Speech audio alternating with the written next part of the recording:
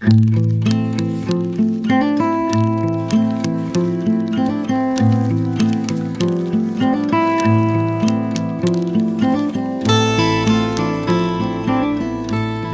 doesn't always come with distance.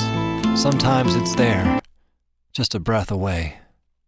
This is Daedalia, Chapter 23, Close Work. I'm Ben Wakeman. I wrote this story, narrated it, and composed the music you're hearing. You're experiencing it in the way I first imagined it, as a world, a ritual, or perhaps a dream you fall into and float out of each week. If the story of Daedalia pulls you in, you can subscribe or leave a comment on my website, catchrelease.net. That's how I know you're out there.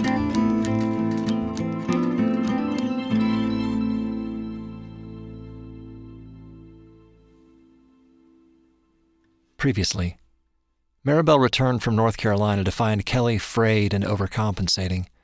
Lefty shouted little Marabelle out of the shed before she could see what was on a new canvas Kelly had painted. A brief pocket of closeness followed at Disneyland, but it ended abruptly when Kelly learned that Fyodor had died in his cell. Marabelle never learned what was on the canvas. Now, on with the story. The following transcript is an excerpt from an interview with Lefty Moody on August 4th, 2034. LM: Are you recording all these? MM: Yeah, because I want to get it right. What? Why are you smiling? LM: Nothing, sweetheart. I think it's a noble pursuit to get things right, but you're interviewing the wrong person for that. MM: Maybe, but you're all I've got now. LM: You'll get it right, because whatever goes into the story will have to go through your beautiful brain first. MM: Do you think I'm like her? LM: No, thank God. Sorry, I didn't mean it like that. I mean to say your mom was haunted most every day of her life. That's why she had to run away sometimes. I don't think you have that. MM: What did you do when she disappeared the second time? LM: I don't know exactly. She was always disappearing, and I never got used to it. MM: I think there's a reason for that. It was kind of the contract the two of you made for her to be gone. I'm sorry, that sounded harsh, but isn't it a little bit true? LM: I suppose it is, but you're kind of an asshole for stating it so plainly. MM: I can accept that, but you agreed to all this. What was it she said just before she died? No more secrets. LM: That's right.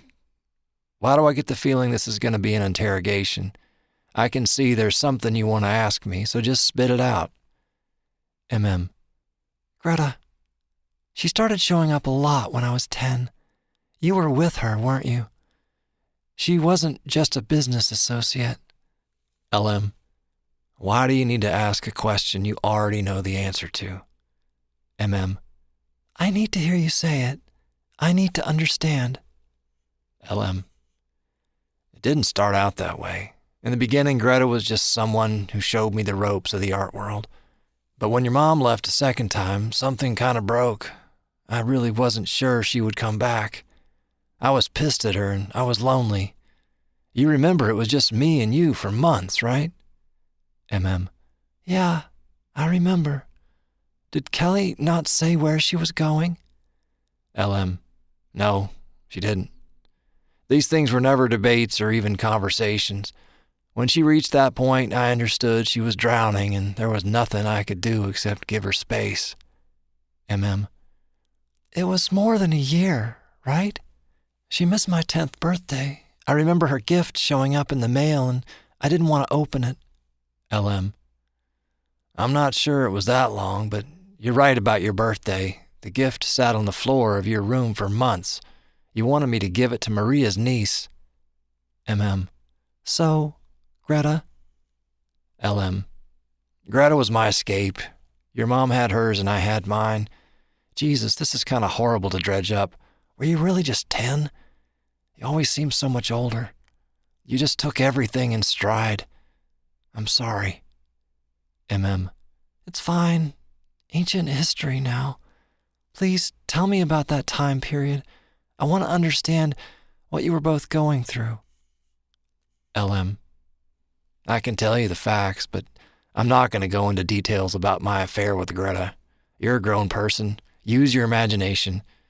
I've read your books. I'm sure whatever you write will end up better than what it really was. MM. What was it really? LM. A poor substitute for what I really wanted. When you make a life with someone who's always having a conversation in her head with someone else, you get tired of being a third wheel. I guess that's not really a thing, is it? MM. No, a third wheel keeps things from tipping over. LM. Well, that's a good way to describe me then. But I did get tired of being the support. MM. What did she get tired of? LM. You should read that for yourself. MM. What do you mean? LM. I've been holding on to something for a while out of respect for your mother because I'm not sure what she would have wanted. I know the two of you talked a lot in her final days. Did she ever mention her journals? MM. She never offered them. I know she kept them secret like so much else. LM. I have them all, and I think she would have wanted you to see them. It's a lot, but you've taken on this project and you've said you want to get it right. I'm worried you can't do that unless you read them. MM. Okay. I'm a little scared. Just thinking about what's in there scares me. LM. What scares you more? That you will learn that she was human or that she was more than that? MM. Both. She really believed she had some magical power. That's crazy. You know that, right? After all these years, you know that. She didn't kill Fyodor Barkowski because she made a painting in her shed. LM. I'm old enough now to accept there's a lot I don't understand and will never be able to see because my eyes aren't equipped. Octopuses have a brain in each tentacle. This crazy little shrimp, the mantis shrimp, can see millions of colors or something crazy. Birds and butterflies know how to migrate to places on the other side of the world. We call things crazy that we don't understand. MM. Okay, it's clear you've been watching too much National Geographic, but I know what you mean. Did some part of you envy her ability? LM. Of course. The only thing I ever did in my life that came close to what she could do was throw a ball really fast. But that's not really the same, is it? MM. Did you ever study her when she was working? Try to figure out what she was doing? LM. Sure I did. There was even a time when she tried to teach me. MM. How did that work? LM. How do you think? She was a terrible teacher, but I didn't give her much to work with. Looking back, I wish that I had filmed her. You know, like these kids do today with time-lapse photography. I can see her in my mind, the way she held her pen.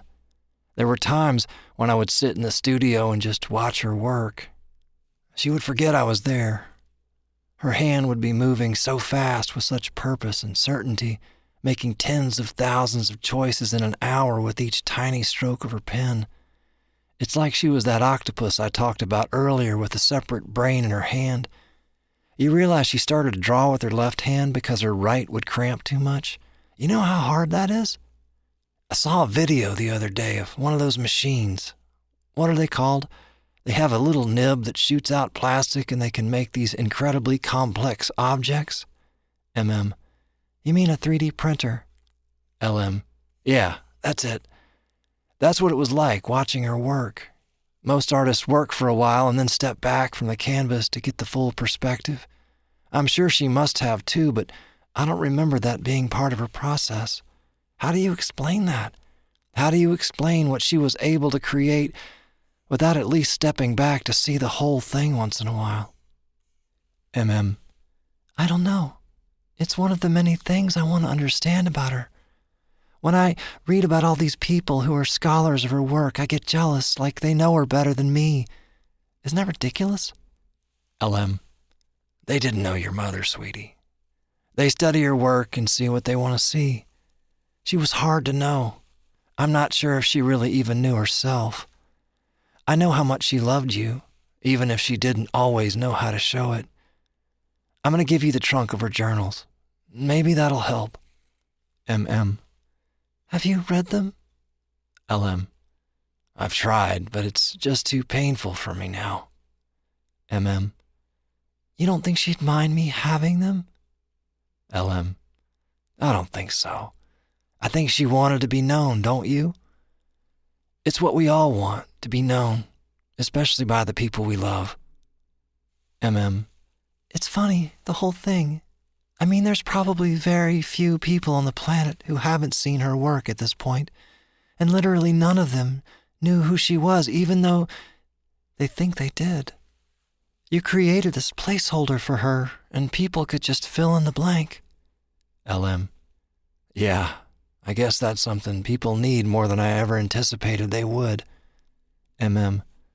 Why do you think that is? L.M. I don't know. Maybe the same reason we need God or Santa Claus. M.M. You're talking about belief, about faith. You believed in her. L.M.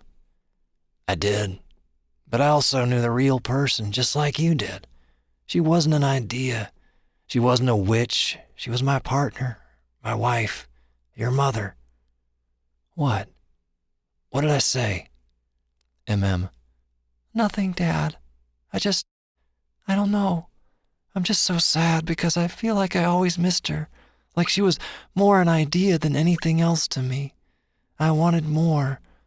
I know that's not fair, but I wanted more time. And now she's really gone, and I'll never get that time. L.M. I know, sweetie. I'm sorry. But you were always there with her. She carried you with her, wherever she went. Read her journals. And that's where we'll leave it for now.